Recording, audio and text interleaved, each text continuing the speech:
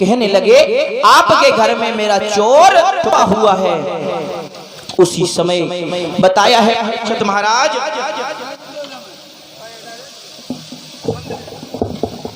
कहने लगे कि आपका चोर, बोले एक तोता ने मेरी कथा को सुन लिया। उसी समय कहने लगे आपका चोर, आपने उस कैलाश पर्वत पर उस झोपड़ी में क्या रखा है जो आपका चुरा लिया? कहने लगे उसने मेरी अमर कथा को सुना है। बोले अमर कथा को सुना है तो आप क्या करेंगे? बोले हम उसका वध करेंगे।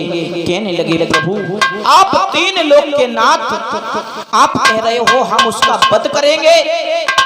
उसने जब आपकी अमर कथा चुपके से सुन ली तो वो तो अमर हो गया,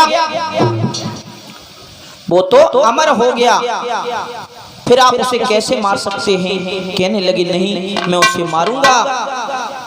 भोले बाबा को नाना प्रकार समझाया है। आज भोले बाबा कैलाश पर्वत पर लौट के चले जाते हैं। इधर बताया है परीक्षित महाराज कि धीरे धीरे धीरे धीरे समय बीतता चला गया। बताया जाता है कि 12 साल हो गए, लेकिन उन मैया के गर्भ से किसी बालक ने जन्म नहीं लिया। इधर सभी देवता भगवान के पास में पहुंचे, कहने लगे प्रभु 12 साल हो गए, उस मैया को बड़ी दिक्कत हो रही है। बताया जाता है कि किसी के गर्भ में अगर बालक पल रहा हो तो उस माँ को बहुत दिक्कत होती है। तो उस माँ को तो 12 वर्ष बीत गए लेकिन कोई बालक पैदा नहीं हुआ। उसी समय परीक्षित महाराज बताया जाता है भगवान ने आकर के उस गर्भ में उस बालक से कहा कि आप यहाँ से बाहर निकलो। कहने लगा प्रभु ये दुनिया अगर मैं इस गर्भ से बाहर जाऊंगा तो ये संसार नाशवान है, इसमें जाकर के मैं आपका भजन नहीं कर सकता, और मैं जब आपका भजन नहीं कर पाऊंगा तो ऐसे जीवन से मुझे करना क्या है? तो इससे अच्छा तो यही है कि मैं इस गर्भ में रह करके आपका भजन तो कर रहा हूं। बताया जाता है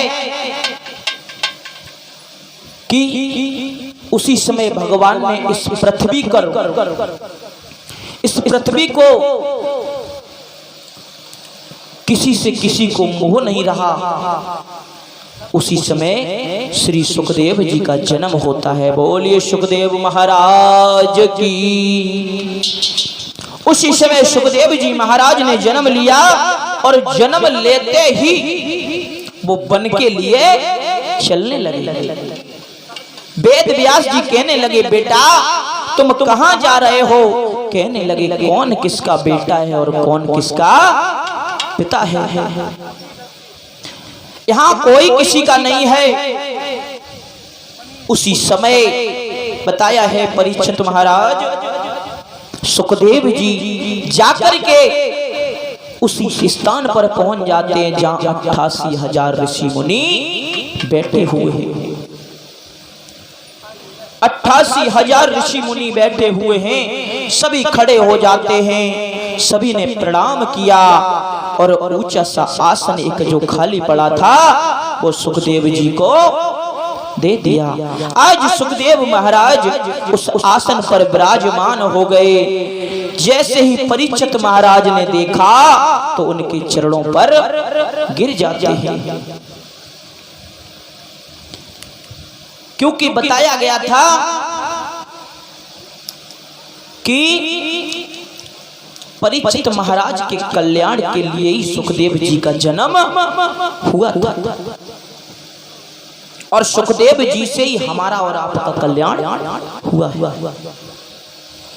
उसी समय जब सुखदेव जी महाराज बैठ गए तो कहने लगे परीक्षित महाराज प्रभु आप मुझे एक बात बताओ कि मुझे श्राप लगा हुआ है, मुझे इस श्राप से मुक्ति कैसे मिलेगी? आज बड़ी सुंदर कथा आ रही है। हरिहर गंगा के किनारे बैठे हुए श्री वेद व्यास जी के पुत्र सुखदेव परीक्षित महाराज को कथा श्रवण करा रहे हैं। कहने लगे, राजन, एक समय की बात है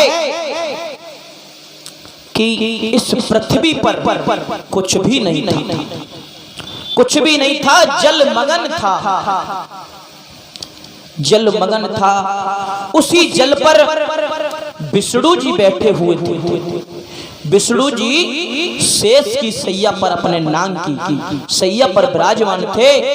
हजारों वर्षे बीत गई, उस पृथ्वी पर, उस पानी पर तैरते रहे। लेकिन कुछ समय के बाद में क्या हुआ,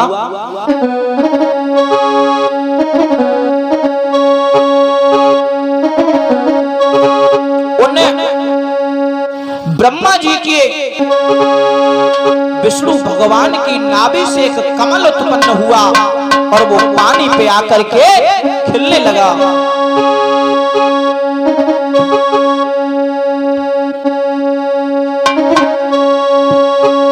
हरे भयो नाभि से कमल और कमल पे, कमल से ब्रह्मा भय भाई।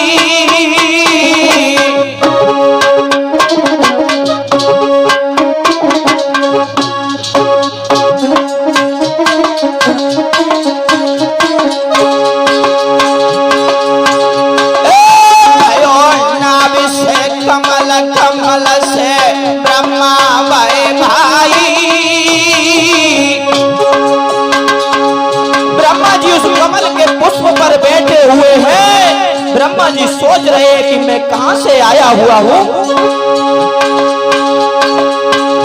और देखी दशा जगल मन में रहे घबराई।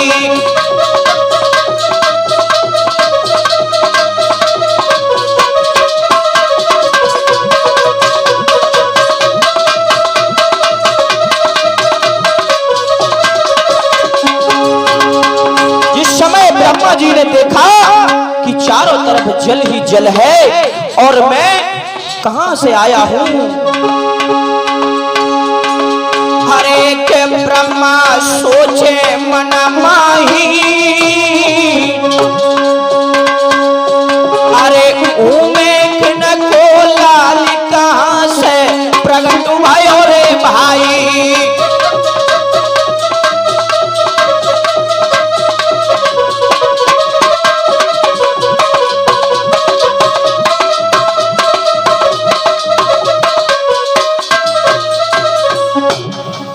उसी समय परीक्षित महाराज ब्रह्मा जी सोचने लगे,